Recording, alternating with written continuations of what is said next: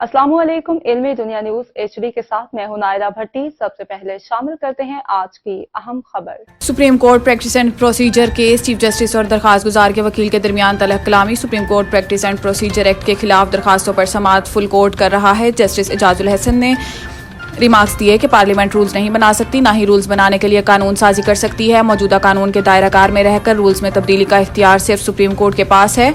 Chief justice Pakistan ने कहा है कि आइन कहता है कि सुप्रीम कोर्ट अपने प्रैक्टिस एंड प्रोसीजर के रूल्स बनाने के लिए बाइख्तियार है। सुप्रीम कोर्ट आइन से बाला रूल्स बनाता है तो कोई तो याद दिलाएगा कि आइन के दायरे में रहें। जस्टिस एजाजुल हसन ने कहा है कि आइन तो पहले ही सुप्रीम कोर्ट को पाबंद करता है कि आइन और कानून के मुताबिक रूल्स बनाएं, जबकि चीफ जस्टिस पाकिस्तान ने आबिद जुबैरी से मुकालमा करते हुए कहा है कि वक्त कम है, जल्दी से मेरे सवालात का जवाब दें कि सब्जेक्ट टोला को निकाल दें तो रूल्स बनाने के इख्तियार पर क्या फर्क पड़ेगा। सदर supreme court bar association Abid Zubairi ने अपने दलाइल में कहा है कि आइन से आइन और कानून के मुताबिक रूल्स बनाने के अल्फाज हटा दिए जाएं तो भी फर्क नहीं पड़ेगा, जिस पर जस्टिस काजी फाइज ईसा ने कहा है कि बस ठीक है, जवाब आ गया, अगले नुक्ते पर जाएं। आलमी बैंक ने पाकिस्तान के निजकारी के तरीकाकार पर सवालात उठा दिए। आलमी बैंक का कहना है कि सियासी मुदाखलत या अदालतों में केसेस से निजकारी का अमल मुतासिर होगा।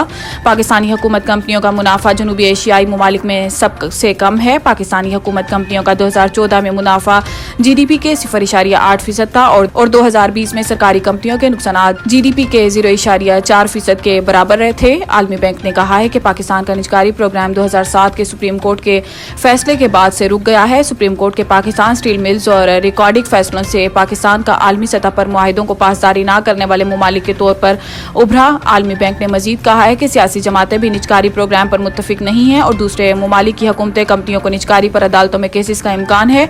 हुकूमत कंपनियों के हिस्सों को स्टॉक मार्केट लाए और शफाफ निजकारी करे।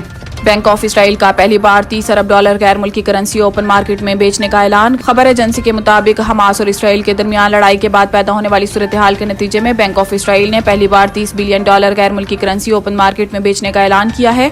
बैंक ऑफ इसराइल का कहना है कि सूरत हाल और मार्केट्स का जायजा लेते रहेंगे और सूरत हाल के मुताबिक तमाम दस्तयाब तरीकाकार अमल के साथ काम करेंगे। बैंक ऑफ इसराइल ने कहा है कि स्वीप मैकेनिज्म के जरिए मार्केट में 15 बिलियन डॉलर तक लिक्विडिटी फराहम करेंगे। खबर एजेंसी के मुताबिक बैंक ऑफ इसराइल के ऐलान से कबल इसराइली करेंसी की कदर 7.5 साल की कम तरीन सतह पर रिकॉर्ड की गई, जबकि बैंक ऑफ इसराइल का ये इकदाम हमास के हमलों के दौरान करेंसी की गिरती कदर संभालने के लिए है। इमरान खान का अडियाला जेल का सेल छोटा होने का शिकवा, जज का दीवार तोड़कर कमरा बड़ा करने की हदायत। जराये के मुताबिक आज साइफर केस की अडियाला जेल में समाअत के दौरान चेयरमैन PTI इमरान खान और वाइस चेयरमैन शाह महमूद कुरैशी को अदालत से मुतसिल जालियों वाले कमरे में लाया गया। जज अबुल हसनात जुल्कुरनैन के हुक्म पर चेयरमैन PTI और शाह महमूद कुरैशी को कमरा अदालत में बिठाया गया। चेयरमैन PTI और शाह महमूद कुरैशी साथ साथ कुर्सियों पर कमरा अदालत में बैठे। जराये का बताना है कि कमरा अदालत में PTI वकला में से सलमान सफदर, नईम पंजूथा, शेर अफजल मरवत मौजूद थे। जराये का कहना है कि PTI वकला ने समाअत शुरू होते ही हाई कोर्ट में दायर दरखास्तों का हवाला दिया और समाअत मुलतवी करने की इस्तदा की, जिस पर जज ने कहा है कि आपके कहने पर नकुल तकसीम की तारीख रखी थी। हाई कोर्ट के स्टे का कोई फैसला दिखा दें। जज की जानिब से स्टे के फैसले के इसार पर PTI वकला खामोश हो गए।